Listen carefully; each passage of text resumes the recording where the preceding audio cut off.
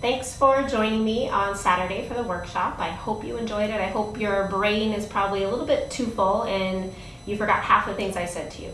I am going to narrow it down to 3 main points that I would like us to talk about and focus on, and I'd like you to focus on that maybe a couple more times with this video. I'm going to link a couple other videos as well as far as for breath, because I remembered I didn't really talk about that, so we can review that. And then if you want to progress, maybe you're ready to go on a little bit further in those sun salutations, and I'm going to give you a little leeway to go ahead and go forward with that before we meet up next week.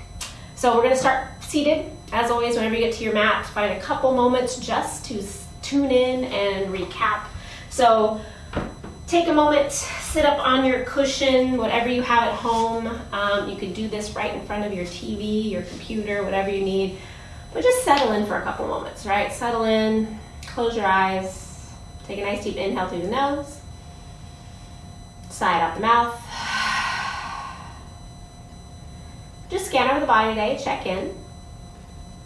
And then check in mentally. Acknowledge kind of what you remember from Saturday, from what was instructed. Maybe you even feel those new muscles underneath your shoulder blades and in your mid-back from that class or from that practice. And remember, it is a practice. Things will get better. You just have to practice with an intention of, I'm good where I am and I know I'm going to get better. So holding on to that maybe as an intention as you practice this today. And then bring your hands, press them together. We'll do 1 Om here. Wherever you are, breathe out fully. And then a full inhale.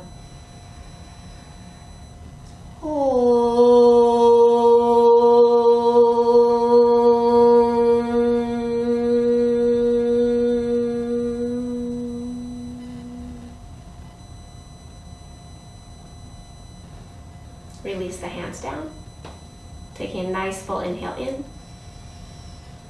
Sigh it out. And let your eyes open. And we're going to come to our hands and knees. So the first point that I want us to remember is those shoulder blades, right? So setting yourself up, remembering those shoulder blades. I'm going to show you from the back. So drawing the shoulder blades together, kind of like curtains, and then pressing them away from one another, right? So you're going to draw them in and together, and then exhale, press them away. And the best way to do that is in cat-cow. So this is a cat-cow position. So you're going to imagine they got cat-cow from a cow lengthens out and goes moo, shoulder blades together, and then as you exhale, an angry cat goes hiss and rounds its spine. So that might help with imagery for you. Ground down, setting those hands, so your wrist creases point to the top of your mat. That might mean your hands are slightly turned out, and then spread those hands wide. Think jazz hands, that they always talk about. Press down to those hands. If your wrists bother you, move those hands slightly forward at the shoulders. Right, that's just going to give you a little more open angle than that 90 degrees. And then on your next inhale, let the belly drop, shoulder blades draw together as your chest leans forward. And then as you exhale, press the hands around the spine, tailbone drops as you broaden the shoulder blades. Inhale, lengthen forward, squeeze shoulder blades together, look forward. Exhale, press the shoulder blades away as your chin rounds to your chest. One more time there. Inhale, squeeze the shoulder blades. And exhale, round. Good, go ahead and sit back on your heels. If it's too much to sit on your heels, grab a blanket, grab a bolster, even sit cross-legged. So second thing I want to remind you about is keeping the elbows in as you're lowering down. So it doesn't have to be a big motion. And the more that you can continue to, on that lowering part, keep those elbows in and those shoulder blades squeezing onto your back, it's going to help you gain strength way faster than if you kind of cheat and recreate those muscles as a normal push-up would, right? So we do a normal push-up, hands down, elbows bend wide, and we push back up. That's just recruiting a whole bunch more muscles. If you have to do that, great when you're lowering, but remember once you get to the floor, roll in through those shoulder blades. So as you notice, even when I do push-ups, my elbows point out, my hands turn in, and that's going to be a bad sign for my shoulder once we start getting into that upward dog type of motion. So you want to draw those elbows in. Now my shoulder's integrated into my body. It can hold my weight a little bit better, and then I'm able to open my chest more. All right, so that's kind of what we're going for. We're going to get to next week. So let's just practice a little strength builder to begin. We're just going to do little tiny movements. You can do them from your knees or your toes. I'm gonna do 6 of them. I'm gonna do the first 3 on my toes, or from my knees, the next 3 from my toes. If you can do all from your knees, awesome. If you can do them all from your toes, awesome. Whatever you'd like to do, or break it up with me. Big thing here, keep everything engaged. So find that tabletop, set your hands. Elbows are gonna bend backwards, so make sure that they're gonna bend backwards. You're gonna squeeze in. Straighten the legs. Good, draw in through the belly, lengthen tailbone, find that plank. And again, your plank might be knees come down, right? So you're here. Look forward, and then as you exhale, just bend those elbows just slightly. Good, till you start to feel like you're quivering. Exhale, push up. Inhale, lower. Exhale, push up. Inhale, lower. Exhale, push up. 3 more. Inhale, lower. Exhale, push up. Inhale, lower. Exhale, push up. Inhale, lower. Exhale, push up. Drop the knees down if they're not already. Make them wider. Sit back in that child's pose. Good. So look to your hands as you press into child's pose. Press into those hands. Press down and forward. Lift those forearms up off the ground. And then let the chest start to drop. So your ears are going to come in line with your biceps or your inner arms there. Forehead's going to drop to the floor. But your hands are pushing down and away, sending your sit bones back. This is the same action that you want in your arms for downward facing dog. So you want the same length you have here, the same pressing down and away, but there's going to be a little bit more weight in your hands. That's all it is. And so if you ever have wrist issues, if you have elbows or shoulder issues, this could be your downward dog. Anytime a class goes to downward dog, this is your downward dog. It's called extended child's pose, balasana. So from next, we're going to go into plank to downward dog. So roll yourself forward. Tuck your toes. Straighten those legs. Find your plank. And again, your plank could be here. Take an inhale. And then exhale, lift the hips as you do. Bend the knees, press down, downward facing dog. Inhale, roll forward plank. Exhale, downward dog. Bend the knees to begin. Find that length. Maybe you're going from your knees. Inhale, roll forward. Exhale, press it back, hips to heels. 2 more times. Inhale, roll forward. Exhale, downward facing dog. Inhale, roll forward. Exhale, downward dog. Good, take a moment there, really bend the knees. See if you can send those sit bones up high, but then lengthen the chest toward your hands. So not toward your thighs, but toward your hands. Draw in through the belly. Strong arms. Take another inhale. And exhale, roll forward plank. Take an inhale there. Exhale, lower knees or toes all the way to the floor. Good. So from here, the last thing I want you to be able to do is squeeze those shoulder blades together on the ground. So remember, as you lower down, you want to keep those shoulder heads back. Your thumbs, instead of being in line with your nipple line, you're going to draw it back so it's in line with your ribs. So your fingertips might be in line with your nipple line. Elbows are going to draw back. You're going to ground through those toes. And then inhale, roll the shoulders back, squeeze those shoulder blades together, lift the chin. Good, and then maybe hover the hands. Press the hands back down, release the head, take a moment, take a breath, relax the shoulders down. So notice that difference with relaxing the shoulders down. Come back to center, ground the head, ground the toes, draw the shoulder blades together, and then shoulder blades down the back, squeeze in, press into the hands, lift the chest. Good. Press into the hands. As you press down, pull the hands back.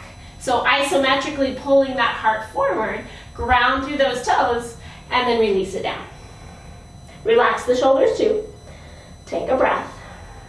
So notice the difference in the shoulders drooping forward, no engagement in the back. Last time. Bring yourself centered. Draw elbows in, ground through the toes.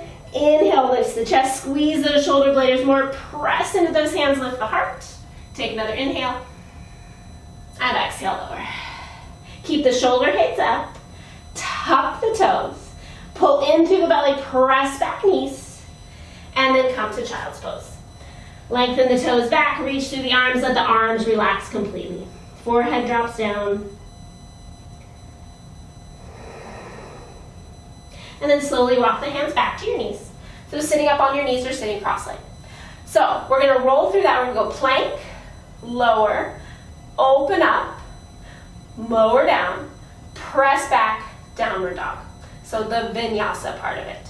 Right, so that's plank to chaturanga, all the way to the floor, to cobra, right? So baby cobra is basically what we're doing. And then you're gonna lower back down. And then we're gonna engage, keeping those shoulder heads back. Press up knees or toes to plank, and then shift it back to downward dog. All right, so we're gonna do that 3 times. Use your breath, do as best as you can. Know when you need to modify. When you notice those elbows start winging out, when you notice that you're not squeezing your shoulder blades together on your belly, take an extra breath or maybe even pause. All right, so roll forward. Find your hand placement, straighten the legs. Find your plank, so knees up or knees down. Take an inhale there. Exhale, lower, squeeze the shoulder blades, lower all the way to the floor, keep those shoulder heads lifting. Good, ground the toes, keep the shoulder heads lifting, pressing the hands, inhale. Exhale, lower, keep the shoulder heads up. Tuck the toes, take an inhale. Exhale, press back knees or toes. Lift the hips, downward facing dog. Good, take an inhale, shoulder blades draw away from the ears, neck grows long toward your thumbs, low belly draws in, bend the knees slightly, take an inhale. Exhale. 2 more rounds, inhale, rolls forward. Exhale, lower knees or toes, shoulder blades squeeze together, shoulder heads stay up. Ground the toes, take an inhale, roll the shoulders back. Exhale, lower. Tuck the toes, take an inhale. Exhale, press back knees or toes. All the way downward facing dog, or maybe your downward dog is toes tucked, arms reach. Take another inhale there. Exhale. Last round. Inhale, rolls you forward plank. Squeeze the shoulder blades as you exhale, lower all the way down. Shoulder heads stay up.